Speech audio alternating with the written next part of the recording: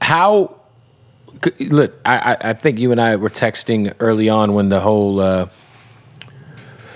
departure split of No Jumper happened, because I'm real tight with AD, and I've become cool with T-Rail over the last year or so. But I remember just hitting you and being like, this was, because I came on the show the day after you fired Lush. Okay.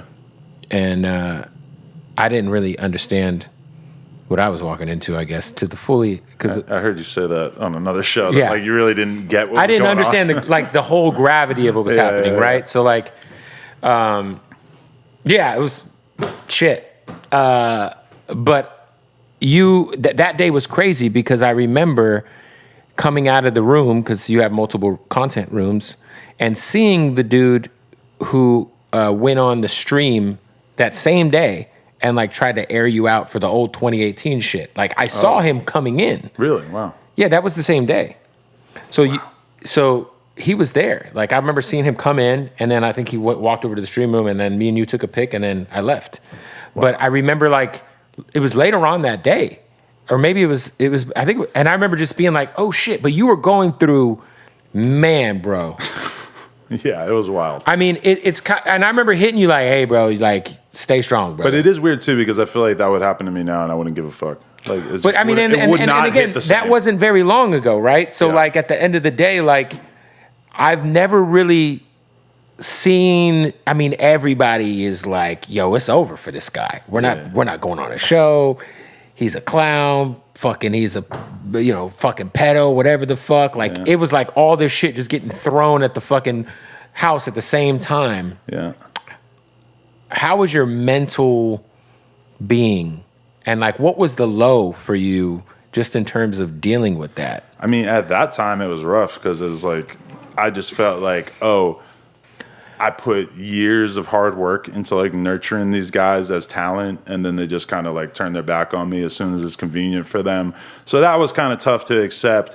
But then at the same time, just having the internet in general just attacking me, and even that was like one thing. But dude, like it seems so silly, but around that same time, there was a clip of me doing an interview with Sneeko where we were like having this very sarcastic conversation about how disgusting vaginas are.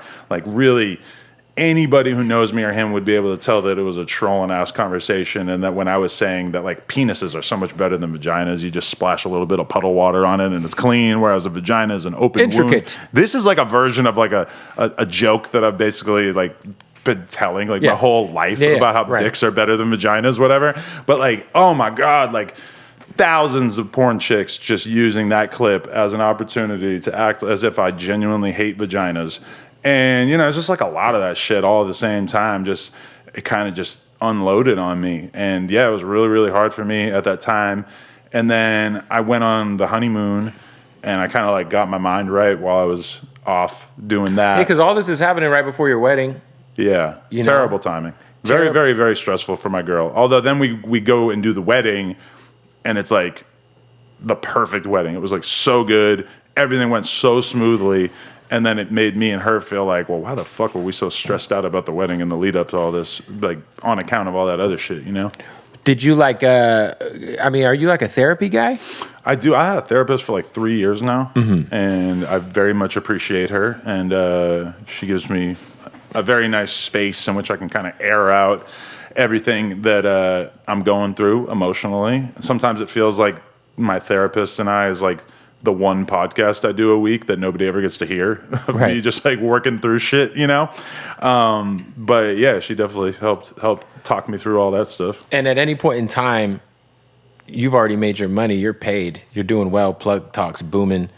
At any point in time, did you consider just being like, you know what?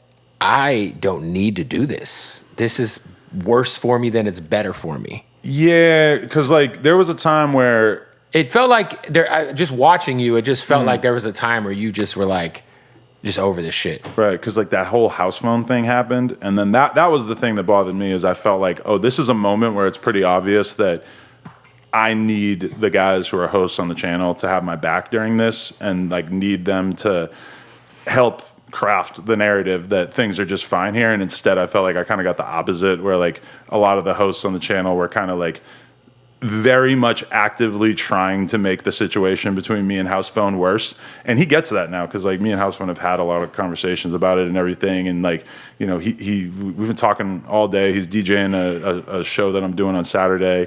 And it just kind of made me realize like there was just like a really toxic element brewing within No Jumper at that time. And, you know, I don't think that any of the hosts in particular are like really bad people. I think that they just kind of had voices in their ears that were probably concerned with their own financial situation more than like the actual long-term careers of these guys, you know? So I think that there was just too much bullshit going on. And it's crazy because as soon as those guys left, and then we still have a shitload of hosts on the channel, and like a lot of them have been really growing and stuff. And I have hosts who literally like cannot be in the same room. I cannot have Rick Baby or Whack 100, or, you know, I can't have Whack 100 and Crip Mac in the room at the same time.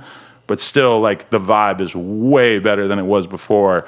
Feels like as much as that shit kind of hurt going through those growing pains, exercising that drama element out of the business was like really important, because at a certain point it was just a lot of people were like coming into No Jumper basically like stirring shit up and then going home to their streams and making tons of content about it. And that just became like the norm every day. And that's why I felt like I needed to take steps like moving around people on podcasts and stuff like that, because it was just becoming really, really overwhelming.